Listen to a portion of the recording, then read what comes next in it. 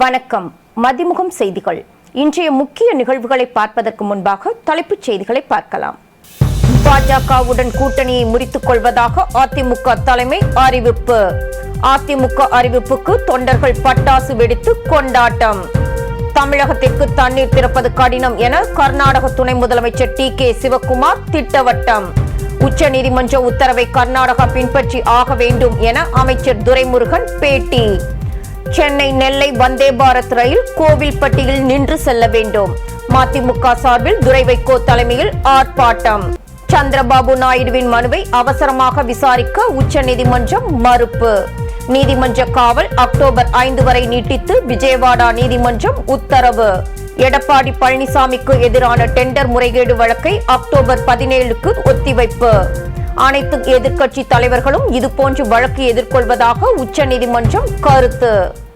விரிவான செய்திகள். பாஜகவுடன் கூட்டணியை முறித்துக் கொள்வதாக அதிமுக தலைமை அறிவித்துள்ளது. தமிழக பாஜக தலைவர் அண்ணாமலை மறைந்த முன்னாள் முதலமைச்சர்கள் அண்ணா மற்றும் ஜெயலலிதா குறித்து கூறிய கருத்து பெரும் சர்ச்சையை ஏற்படுத்தியது. இது தொடர்பாக செய்தியாளர்களை சந்தித்த முன்னாள் அமைச்சர் ஜெயக்குமார் தலைவர்களை சிறுமைப்படுத்தும் வகையில் பேசியதை பொறுத்துக் கொள்ளவே முடியாது என்றும் பாஜகவால் இங்கு காலூன்றவே முடியாது என கூறினார். அதிமுக கூட்டணியில் பாஜக இல்லை என கூறிய அவர் இது கட்சியின் ஒட்டுமொத்த முடிவு என கூறினார். இதனை அடுத்து இரு கட்சிகளை சேர்ந்தவர்களும் ஒருவரை ஒருவர் விமர்சித்து வருகின்றனர். இதனால் அதிமுக பாஜக கூட்டணியில் விரிசல் ஏற்பட்டுள்ளது. இந்த நிலையில் அதிமுக முன்னாள் அமைச்சர்கள் Velumani, Thangamani, Jayakumar, CV. Shanmugam, KP. Munusamy, AIADMK MP Thambidurai உள்ளிட்டோர் நேற்று டெல்லி சென்று பேச்சுவார்த்தை நடத்தினர். இந்த சந்திப்பின் போது தமிழக பாஜக தலைவர் பதவியில் இருந்து அண்ணாமலையை மாற்ற வேண்டும் என்பதில் அதிமுக உறுதியாக இருப்பதாக தெரிவித்தனர். ஆனால் அதிமுகவின் கோரிக்கையை பாஜக நிராகரித்து விட்டதாக கூறப்படுகிறது. இந்த நிலையில் அதிமுக பொதுச் செயலாளர் எடப்பாடி பழனிசாமி தலைமையிலான மாவட்ட செயலாளர்கள் கூட்டம் சென்னை ராயப்பேட்டை அதிமுக அலுவலகத்தில் நடைபெற்றது. கூட்டத்தில் பாஜகவுடன் இனி கூட்டணி இல்லை என்று அதிமுக மாவட்ட செயலாளர்கள் முடிவெடுத்து உள்ளனர்.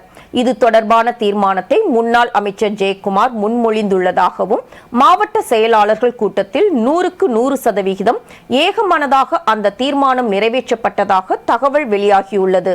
அதன்படி மாவட்ட செயலாளர்கள் கூட்டத்திற்கு பிறகு செய்தியாளர்களிடம் பேசிய கே.பி. முனுசாமி பாஜக தேசிய ஜனநாயக கூட்டணியில் இருந்து அதிமுக விலகிக் கொள்வதாகவும் அண்ணாமலையின் பேச்சு அதிமுக தொண்டர்களிடையே கொந்தளிப்பை உருவாக்கிவிட்டதாகவும் கூறினார்.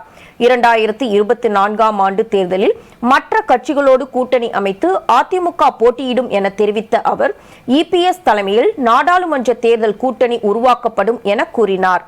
பாஜகவுடனான கூட்டணி முறிந்ததால் அதிமுக அலுவலகத்தில் திரண்டுள்ள அக்கட்சி தொண்டர்கள் பட்டாசு வெடித்து கொண்டாட்டத்தில் ஈடுபட்டனர். தற்போதைய சூழ்நிலையில் தமிழகத்திற்கு தண்ணீர் திறப்பது கடினம் என கர்நாடக துணை முதலமைச்சர் டி.கே. சிவக்குமார் தெரிவித்துள்ளார்.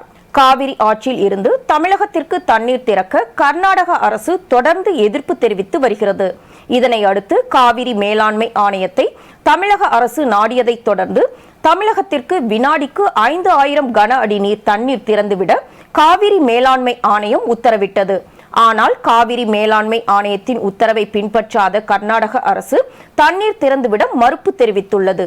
மேலும் காவிரி மேலாண்மை ஆணைய உத்தரவிற்கு எதிராக உச்சநீதிமன்றத்தில் கர்நாடக அரசு இடைக்கால மனு தாக்கல் செய்தது. இந்த மனுவை விசாரித்த உச்சநீதிமன்றம் கர்நாடகாவின் கோரிக்கையை நிராகரித்ததோடு காவிரி மேலாண்மை ஆணைய உத்தரவின்படி தமிழகத்திற்கு வினாடிக்கு 5000 கன அடி தண்ணீர் திறக்க உத்தரவிட்டது. இதற்கு எதிர்ப்பு தெரிவித்தும் தமிழ்நாடு அரசை கண்டித்தும் கர்நாடக விவசாயிகள் மற்றும் கன்னட அமைப்பினர் பல்வேறு கட்ட போராட்டங்களை நடத்தி வருகின்றனர். அதன் ஒரு பகுதியாக பெங்களூரில் நாளை முழு அடைப்பு போராட்டம் நடைபெறும் என கன்னட அமைப்புகள் அறிவித்துள்ளது. இந்த நிலையில் காவிரி விவகாரம் தொடர்பாக பெங்களூருவில் செய்தியாளர்களை சந்தித்த கர்நாடக துணை முதலமைச்சர் டி.கே. சிவக்குமார் தற்போதைய சூழ்நிலையில் காவிரி ஆற்றில் இருந்து தமிழகத்திற்கு நீர் திறப்பது கடினம் என்றும் இருப்பினும் உச்சநீதிமன்றத்தின் வழிகாட்டுதல்களை பின்பற்றி மாநிலத்தின் நலனுக்கு ஏற்றாற்போல் செய்வதுதான் தங்களின் கடமை என கூறினார். இது தொடர்பாக செய்தியாளர்கள் சந்திப்பில் பேசிய தமிழக நீர்வளத்துறை அமைச்சர் துரைமுருகன் உச்சநீதிமன்ற உத்தரவை கர்நாடகா பின்பற்றிதான் ஆக வேண்டும் என கூறினார். இதற்கிடையே கர்நாடக அணைகளில் இருந்து காவிரி ஆற்றில் நீர் திறப்பு 6605 கன அடியாக அதிகரித்துள்ளது. கிருஷ்ணராஜசாகர் அணையில் இருந்து வினாடிக்கு 4105 கன அடி நீரும், கபினி அணையில் இருந்து 2500 கன அடி நீரும் வெளியேற்றப்பட்டு வருகிறது.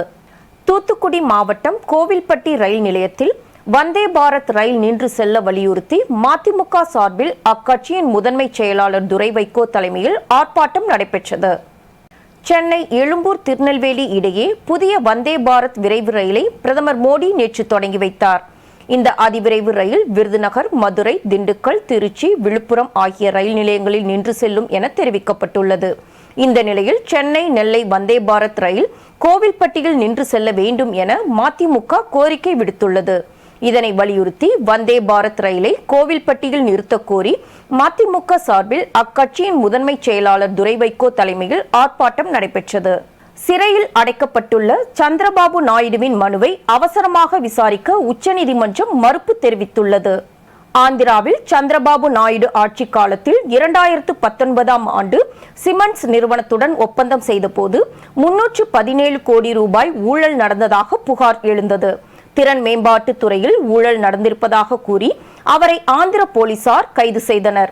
சிஐடி அலுவலகத்திற்கு அழைத்துச் செல்லப்பட்ட சந்திரபாபு நாயுடுவிடம் ஊழல் வழக்கு தொடர்பாக பல மணி நேரம் விசாரணை நடைபெற்றது. இதையடுத்து விஜயவாடாவில் உள்ள ஊழல் தடுப்பு நீதிமன்றத்தில் சந்திரபாபு நாயுடு ஆஜர்படுத்தப்பட்டார். அவருக்கு செப்டம்பர் 22 வரை 14 நாட்கள் நீதிமன்ற காவல் வழங்கி விஜயவாடா நீதிமன்றம் உத்தரவு பிறப்பித்தது. அவரது நீதிமன்ற காவல் 22ஆம் தேதியுடன் நிறைவு பெற்ற நிலையில் மேலும் 2 நாட்கள் நீடிக்கப்பட்டது. இந்த நிலையில் நேற்று அவர் வீடியோ கான்பரன்சிங் மூலம் ஆஜர்படுத்தப்பட்ட நிலையில் சந்திரபாபு நாயுடுவின் நீதிமன்ற காவல் மேலும் 11 நாட்கள் நீட்டிக்கப்பட்டது. இந்த நிலையில் சந்திரபாபு நாயுடுவின் வழக்கை அவசர வழக்காக விசாரிக்க உச்சநீதிமன்றம் மறுப்பு தெரிவித்துள்ளது. ஊழல் வழக்கை ரத்து செய்ய கோரியும் இந்த வழக்கை அவசர வழக்காக விசாரிக்க கோரியும் சந்திரபாபு தரப்பு உச்சநீதிமன்றத்தில் மனு தாக்கல் செய்தது.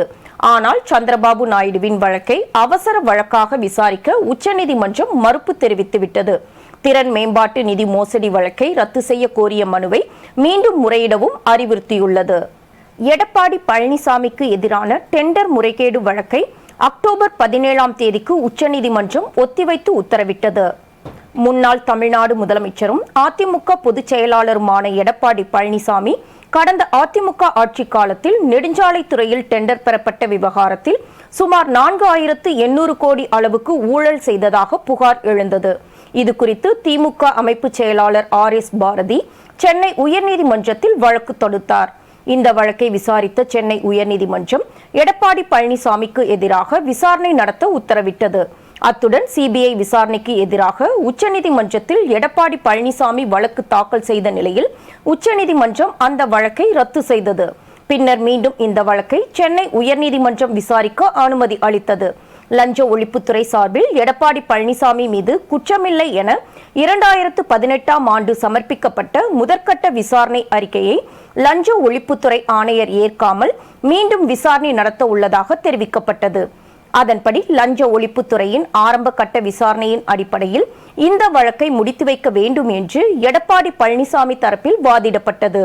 இதைத் தொடர்ந்து திமுக அமைப்பு செயலாளர் RS பாரதியின் மனுவை சென்னை உயர்நீதிமன்றம் தள்ளுபடி செய்தது.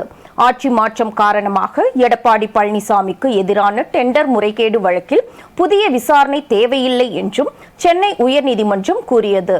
எடப்பாடி பழனிசாமிக்கு எதிரான டெண்டர் முறைகேடு புகார் சென்னை உயர்நீதிமன்றம் தள்ளுபடி செய்ததை அடுத்து உச்சநீதிமன்றத்தில் லஞ்ச ஒழிப்புத்துறை மேல்முறையீடு செய்தது.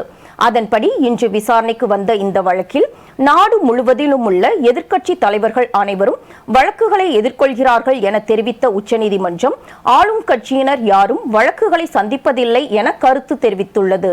நீதிமன்றத்தில் இருந்து அரசியல் விவரங்களை தள்ளி வையுங்கள் என லஞ்ச ஒழிப்புத்துறைக்கு உச்சநீதிமன்ற நீதிபதிகள் அறிவுறுத்தி புகார்தாரர்கள் உள்ளிட்ட மற்ற தரப்பினருக்கு வழக்கின் விவரங்களை பகிர்ந்து கொள்ள அறிவுறுத்தி எடப்பாடி பழனிசாமி மீதான வழக்கின் விசாரணையை அக்டோபர் 17ஆம் தேதி ஒத்திவைத்து உத்தரவிட்டுள்ளது. தேர்தலில் வாக்களிக்காதவர்களை தண்டிக்கும் வகையில் சட்டம் இயற்றும்படி மத்திய அரசுக்கு உத்தரவிட முடியாது என சென்னை உயர்நீதிமன்றம் மறுத்துவிட்டது.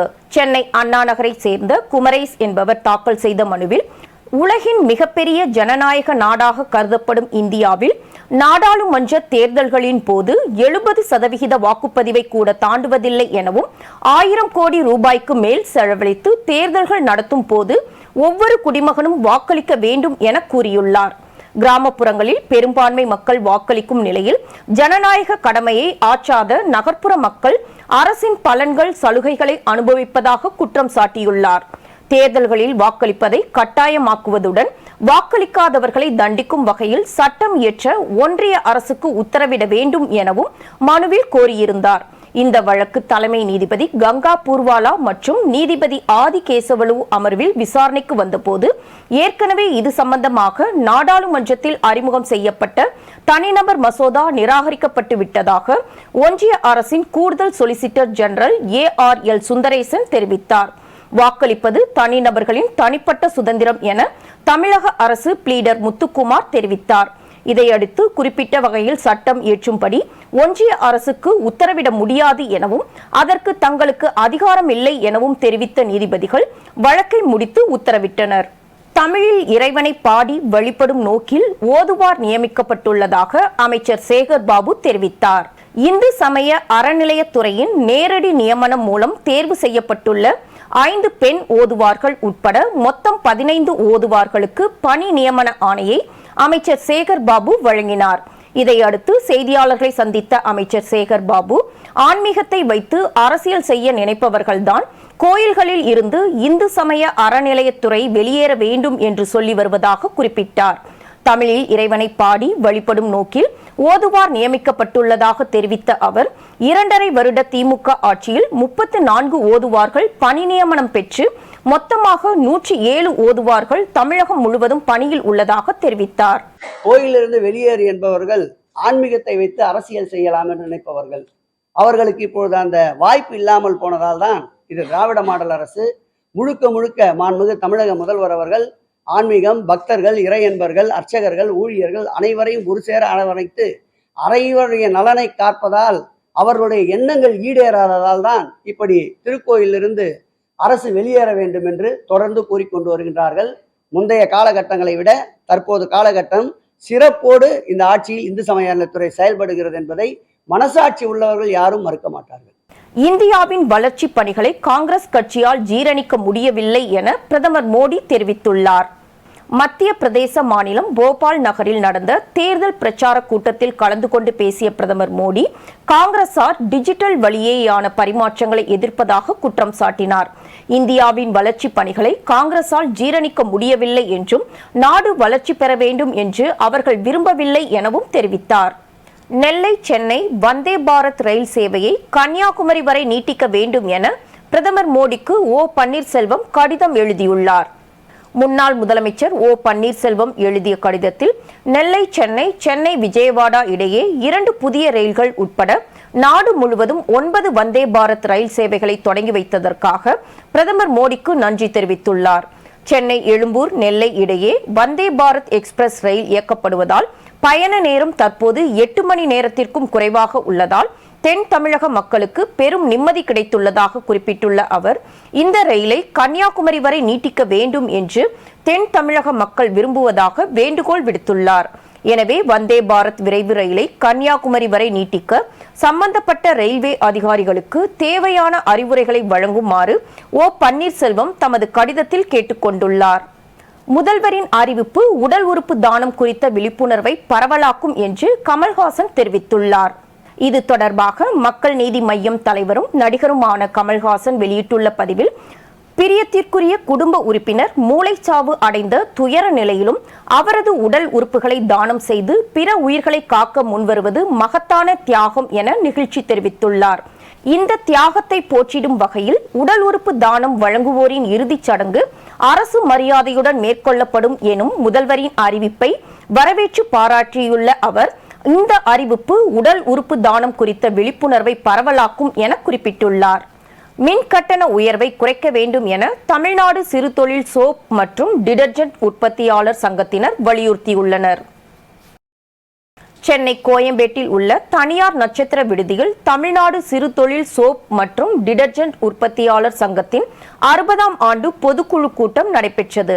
பொதுக்குழு கூட்டத்தை தொடர்ந்து செய்தியாளர்களிடம் பேசிய சங்கத்தின் செயலாளர் செல்வம், தமிழக அரசு உயர்த்தியுள்ள மின் கட்டணத்தை குறைக்க வேண்டும் என வலியுறுத்தினார். சென்னை கோடம்பாக்கத்தில் உள்ள தனியார் விடுதியில் ஆதி திராவிடர் பெண்களின் தொழில் தயாரிப்பு கண்காட்சி மற்றும் சுய தயாரிப்பு பொருட்களை சந்தைப்படுத்துதல் குறித்த சிறப்பு முகாம் நடைபெற்றது. பெண்களின் பொருளாதாரத்தின் முன்னோடியாக விளங்கிய மீனம்பாள் சிவராஜ் நினைவை போற்றும் வகையில் நடைபெற்ற நிகழ்ச்சியில் அமைப்பின் தலைவர் குணசேகரன், தமிழக தலைவர் தமிழ்செல்வம், சென்னை மண்டல தலைவர் கோதண்டராமன், அமைப்பின் ஒருங்கிணைப்பாளர் முருகேசன் ஆகியோர் கலந்து கொண்டனர். ஒவ்வொரு கட்டத்திலையும் entrepreneur, we develop the women entrepreneur from various parts of the country including the Tamil Nadu. தமிழ்நாட்டிலிருந்து கொண்டு வர வந்ததுக்கு ஒவ்வொரு டிபார்ட்மெண்ட்டு இருக்கிற ஸ்பெஷலிஸ்ட்டை கொண்டு வந்து அவங்களுக்கு வந்து நாலேஜை வந்து க்ரியேட் பண்ணுறோம். கனெக்டிங் த பிஸ்னஸ் பீப்புள், இதுதான் நம்ம ஆக்டினுடைய முதல் தலையாய கடமை. அது அந்த இருக்குது அவங்களுக்கு தேவையான பிஸ்னஸ் டெவலப்மெண்ட்டுக்கு என்னென்னலாம் செயல்கள் செய்யணுமோ அதை ஒவ்வொரு டிபார்ட்மெண்ட்லேயும் நாம் வந்து ரெக்வஸ்ட் பண்ணி ஒவ்வொரு மீட்டிங்லேருந்து வரவழைச்சி அவங்களுக்கு வந்து அந்த நாலேஜை வந்து க்ரியேட் பண்ணுறோம்.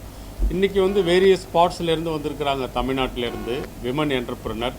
இன்றைக்கி மீனம்பாள் சிவராஜினுடைய 1945 அவங்கள உருவாக்கின அவங்களுடைய நினைவாக இன்றைக்கி நாம் வந்து எல்லாரையும் வந்து ஒருங்கிணைக்கிறோம். இது வந்து விமன் என்டர்பிரினர் கோஆர்டினேஷன் டே. இன்றைக்கி வந்து பெண்கள் தொழில் முனைவோர் ஒருங்கிணைப்பு நாள். அதை வந்து இன்றைக்கி ஆக்டிவ் வந்து வெறும் சிறப்பாக செய்து கொண்டு இருக்கிறது. இதை வந்து கடந்த 10 ஆண்டாக நம்ம வந்து செய்து கொண்டு இருக்கிறோம். பல்வேறு மாவட்டங்களில் நடைபெற்ற தகவல்களை களத்தில் மதிமுகம் பகுதியில் பார்க்கலாம்.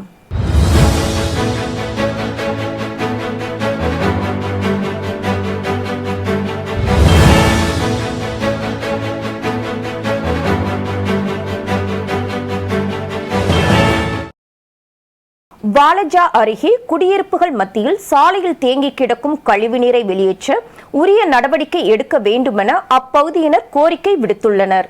ராணிப்பேட்டை மாவட்டம் வாலஜா பகுதியில் கடந்த சில நாட்களாக பெய்து வரும் மழைநீர் அருகில் இருக்கும் குளத்தில் கழிவுநீர் கலந்து வெளியேறி வருவதால் சாலை முழுவதும் தேங்கியுள்ளது.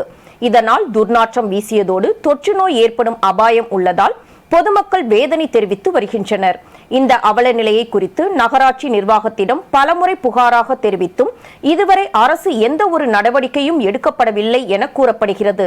இதனால் ஆத்திரமடைந்த பொதுமக்கள் மற்றும் மாணவ மாணவிகள் என அனைவரும் தங்கள் இடத்தில் இருக்கும் அவல நிலையை பார்வையிட்டு நடவடிக்கை எடுக்க வேண்டும் என கழிவுநீரில் நின்று கண்டனத்தை தெரிவித்தனர். வேலூரில் கனமழையின் காரணமாக பல பகுதிகள் மழை வெள்ளத்தால் பாதிக்கப்பட்டுள்ளது. வேலூர் மாவட்ட ஆட்சியர் குமாரவேல் பாண்டியன் வெள்ளத்தால் பாதிப்படைந்த மாங்காய் மண்டி, கன்சால்பேட்டை மீன் மார்க்கெட் மற்றும் பாரதி நடுநிலைப்பள்ளி ஆகிய பகுதிகளில் நேரில் சென்று பார்வையிட்டு ஆய்வு செய்தார்.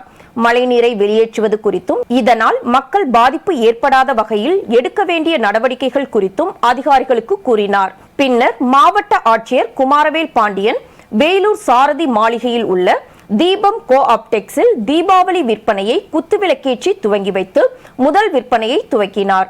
இவ்விழாவில் வேலூர் சட்டமன்ற உறுப்பினர் கார்த்திகேயன் மற்றும் கோஆப்டெக்ஸ் ஊழியர்கள் பங்கேற்றனர். அதேபோல் தமிழ்நாடு கைத்தறி நெசவாளர் கூட்டுறவு சங்கம் என அழைக்கப்படும் கோஆப்டெக்ஸ் தீபாவளி விற்பனையை காஞ்சிபுரம் மாவட்ட ஆட்சியர் கலைச்செல்வி துவக்கி வைத்தார். அரியலூர் மாவட்டம் தாப்பள்ளூர் பகுதியில் குடிநீர் கேட்டு காலி குடங்களுடன் ஊராட்சி ஒன்றிய அலுவலகத்தை பொதுமக்கள் முற்றுகையிட்டதால் பரபரப்பு ஏற்பட்டது. அரியலூர் மாவட்டம் தாப்பள்ளூர் பகுதியில் கடந்த 6 மாதங்களாக அவ்வப்போது தண்ணீர் தட்டுப்பாடு ஏற்பட்டுள்ளது. இதுகுறித்து ஊராட்சி மன்ற தலைவரிடம் பலமுறை முறையிட்டும் சரியான நடவடிக்கை எடுக்கப்படவில்லை என பொதுமக்கள் குற்றம் சாட்டுகின்றனர். தற்பொழுது கடந்த 3 நாட்களாக தண்ணீர் இல்லாத நிலையில் தாப்பள்ளூர் ஊராட்சி ஒன்றிய அலுவலகத்தை பொதுமக்கள் காலி குடங்களுடன் முற்றுகையிட்டதால் பரபரப்பு ஏற்பட்டது. தர்மபுரி மாவட்டம் அரூர் அருகே அடிப்படை வசதிகளை ஏற்படுத்த கோரி கிராம மக்கள் சாலை மறியல் போராட்டத்தில் ஈடுபட்டனர். தர்மபுரி மாவட்டம் அரூர் அடுத்த ஈட்டியம்பட்டி கிராமத்தில் சுமார் 750க்கும் மேற்பட்ட குடும்பங்கள் வசித்து வருகின்றனர். தங்கள் கிராமத்தில் குடிநீர், சாக்கடை கால்வாய், தெருவிளக்கு, சாலை வசதி உள்ளிட்ட அடிப்படை வசதிகள் இல்லாததால் மாணவ மாணவிகளும் பணியாளர்களும் சிரமத்திற்கு உள்ளாகி வருகின்றனர். இது குறித்து பலமுறை பஞ்சாயத்து நிர்வாகத்திடம் புகார் தெரிவித்தும் இதுவரை எந்த நடவடிக்கையும் எடுக்கவில்லை என கூறப்படுகிறது. இதனால் ஆத்திரமடைந்த கிராம மக்கள் தீர்த்தமலையில் அரூர் செல்லும் சாலையில் சாலை மறியலில் ஈடுபட்டனர். தகவலறிந்து வந்த அதிகாரிகள் பேச்சுவார்த்தையில் ஈடுபட்டு கோரிக்கைகளை நிறைவேற்றுவதாக தெரிவித்ததன் பேரில் சாலை மறியல் கைவிடப்பட்டது. ராணிப்பேட்டை கெல்லி சாலையில் அரசு மாதிரி உண்டு உறைவிட பள்ளி துவக்க விழா மாவட்ட ஆட்சியர் வளர்மதி தலைமையில் நடைபெற்றது. விழாவில் மாநில கைத்தறி மற்றும் துணிநூல் துறை அமைச்சர் ஆர் காந்தி கலந்து கொண்டு உண்டு உறைவிட பள்ளியினை திறந்து வைத்து பார்வையிட்டார்.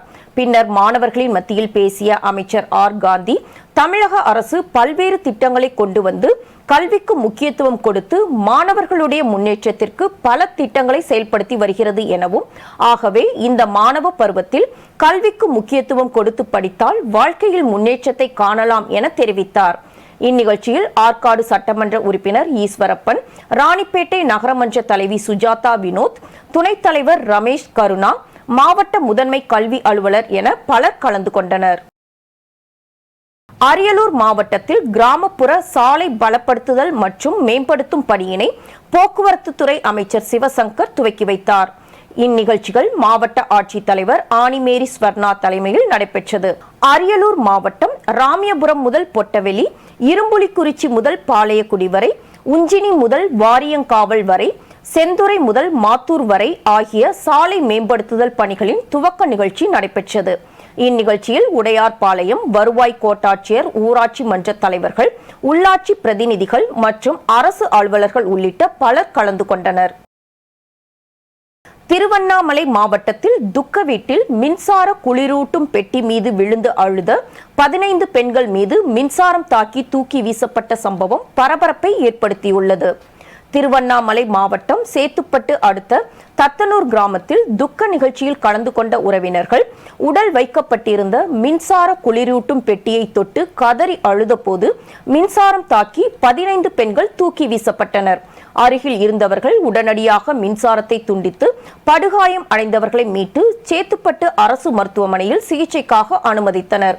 உடனடியாக மின்சாரம் துண்டிக்கப்பட்டதால் பெரும் அசம்பாவிதம் தவிர்க்கப்பட்டது. இச்சம்பவம் அப்பகுதியில் பெரும் பரபரப்பை ஏற்படுத்தியுள்ளது. மயிலாடுதுறை அருகே செம்பனார் கோவிலில் சிறுதானிய உணவு திருவிழா நடைபெற்றது.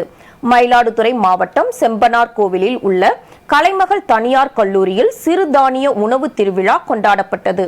இதில் இக்கல்லூரியின் மாணவிகள் கம்பு, கேழ்வரகு, சோளம், வரகு, திணை, சாமை உள்ளிட்ட சிறுதானியங்களை கொண்டு தயாரிக்கப்பட்ட 100க்கும் மேற்பட்ட படைப்புகளை வரிசையாக காட்சிப்படுத்தியிருந்தனர். இதனை மாவட்ட ஆட்சியர் மகாபாரதி பார்வையிட்டு சிறந்த சிறுதானிய உணவு பதார்த்தங்களை உருவாக்கிய மாணவிகளுக்கு கேடயம் வழங்கி பாராட்டினார். இதில் கல்லூரியின் நிர்வாக இயக்குனர் குடியரசு, மாவட்ட உணவு பாதுகாப்பு துறை நியமன அலுவலர் புஷ்பராஜ், மாவட்ட சமூக நல அலுவலர் சுகிர்தா தேவி, ஆசிரியர்கள் மற்றும் ஏராளமான மாணவிகள் கலந்து கொண்டனர்.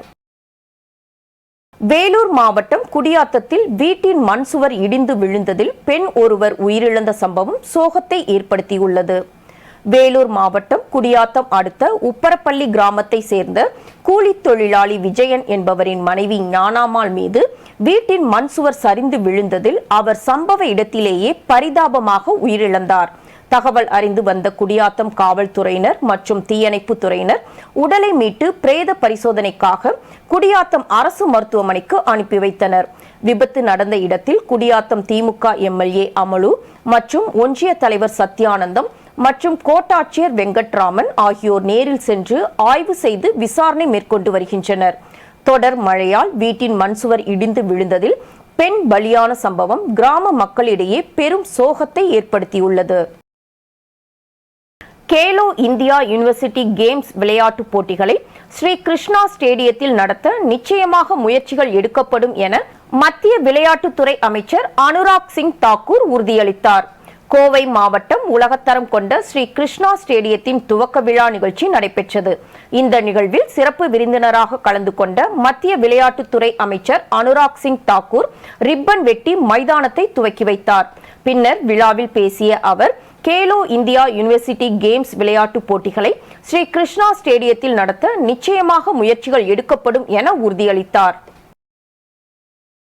சென்னை வள்ளுவர் கோட்டத்தில் எம்ஆர்பி கோவிட் செவிலியர்களுக்கு உயர்நீதிமன்ற உத்தரவின்படி மீண்டும் பணி ஆணை வழங்க வேண்டும் என 500க்கும் மேற்பட்ட எம்ஆர்பி கோவிட் செவிலியர்கள் கைக்குழந்தைகளுடன் சாகும் வரை உண்ணாவிரத போராட்டத்தில் ஈடுபட்டனர். இந்த 3000க்கும் மேற்பட்ட செவிலியர்கள் எம்ஆர்பியில் வெற்றி பெற்ற செவிலியர்கள் மிகுந்த அர்ப்பணிப்போடு பணியாற்றி லட்சக்கணக்கான நோயாளிகளை தமிழ்நாட்டில் காப்பாற்றியிருக்கிறார்கள்.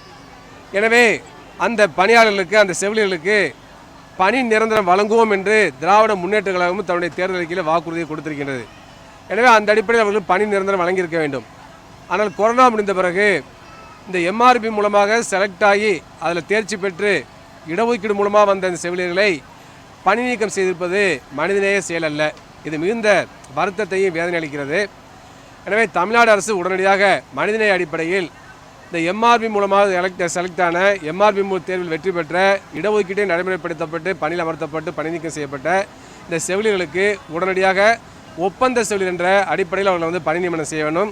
காலப்போக்கில் நிரந்தர செவிலியருடைய பணியிடங்கள் காலியாகின்ற பொழுது அவர்களுக்கு நிரந்தர செவிலியரால் பணி உயர்வும் வழங்க வேண்டும் என கேட்டுக்கொள்கின்றோம். எனவே இந்த கோரிக்கையை வலியுறுத்தி இன்றைக்கு தொடர்ச்சியாக 3 நாள் சாகுவரை உண்ணாவிரத போராட்டத்தை அவர்கள் மேற்கொண்டிருக்கின்றார்கள். இன்றைய தங்கம் வெள்ளி விலை வழங்குவோர் அட்டிகா கோல்ட் கம்பெனி. சென்னையில் 22 கேரட் ஆபரண தங்கத்தின் விலை சவரனுக்கு 8 ரூபாய் குறைந்து 44,160 ரூபாய்க்கு விற்பனை செய்யப்படுகிறது. 22 கேரட் ஆபரண தங்கத்தின் விலை கிராமுக்கு 1 ரூபாய் குறைந்து 5,520 ரூபாய்க்கு விற்பனை செய்யப்படுகிறது. அதேபோல் வெள்ளியின் விலை கிராமுக்கு 30 காசுகள் குறைந்து 79 ரூபாய்க்கும் 1 கிலோ வெள்ளி 79,000 ரூபாய்க்கும் விற்பனை செய்யப்படுகிறது.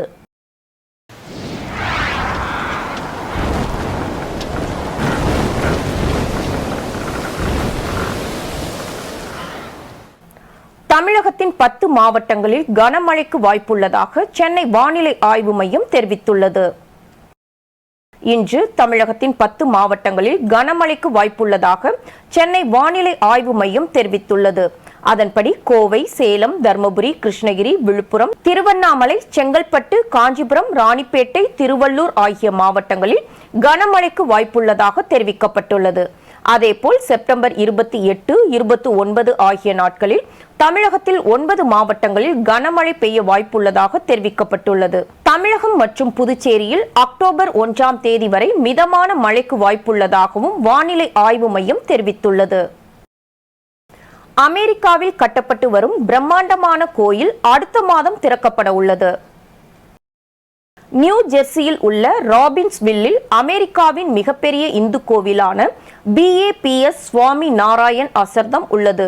முழுவதும் கையால் செதுக்கப்பட்ட இந்த கோயில் 19ஆம் நூற்றாண்டின் இந்து ஆன்மீக தலைவரான பகவான் சுவாமி நாராயணனுக்கு அர்ப்பணிக்கப்பட்டுள்ளது. கடந்த 2015ஆம் ஆண்டு தொடங்கிய இதன் கட்டுமான பணிகள் தற்போது முடிவடைந்துள்ளன. இதற்காக ஐரோப்பாவின் பல பகுதிகளில் இருந்து கற்கள் எடுக்கப்பட்டு அவை இந்தியாவில் செதுக்கப்பட்டு பின்னர் அமெரிக்காவில் கட்டப்பட்டது என கோயில் நிர்வாகத்தினர் தெரிவித்துள்ளனர். கோயில் திறப்பு விழாவில் அமெரிக்க அதிபர் ஜோ பைடனின் நிர்வாக அதிகாரிகள், அமெரிக்க காங்கிரஸ் உறுப்பினர்கள், பல்வேறு மாநில ஆளுநர்கள் பங்கேற்க உள்ளதாக தெரிவிக்கப்பட்டுள்ளது. மீண்டும் தலைப்புச் செய்திகள். பாஜகவுடன் கூட்டணியை முறித்துக் கொள்வதாக அதிமுக தலைமை அறிவிப்பு. அதிமுக அறிவிப்புக்கு தொண்டர்கள் பட்டாசு வெடித்து கொண்டாட்டம். தமிழகத்திற்கு தண்ணீர் திறப்பது கடினம் என கர்நாடக துணை முதலமைச்சர் TK சிவக்குமார் திட்டவட்டம். உச்சநீதிமன்ற உத்தரவை கர்நாடகா பின்பற்றி ஆக வேண்டும் என அமைச்சர் துரைமுருகன் பேட்டி. சென்னை நெல்லை வந்தே பாரத் ரயில் கோவில்பட்டியில் நின்று செல்ல வேண்டும். மதிமுக சார்பில் துரை வைகோ தலைமையில் ஆர்ப்பாட்டம். சந்திரபாபு நாயுடுவின் மனுவை அவசரமாக விசாரிக்க உச்சநீதிமன்றம் மறுப்பு. நீதிமன்ற காவல் அக்டோபர் 5 வரை நீட்டித்து விஜயவாடா நீதிமன்றம் உத்தரவு. எடப்பாடி பழனிசாமிக்கு எதிரான டெண்டர் முறைகேடு வழக்கை அக்டோபர் 17க்கு ஒத்திவைப்பு. அனைத்து எதிர்க்கட்சி தலைவர்களும் இதுபோன்று வழக்கு எதிர்கொள்வதாக உச்சநீதிமன்றம் கருத்து. இத்துடன் செய்திகள் நிறைவடைந்தன. மீண்டும் செய்திகள் இரவு 10:30 மணிக்கு. மேலும் செய்திகளை தெரிந்து கொள்ள மதிமுகம் பிரைம் யூடியூப் தளத்தில் இணைந்திருங்கள்.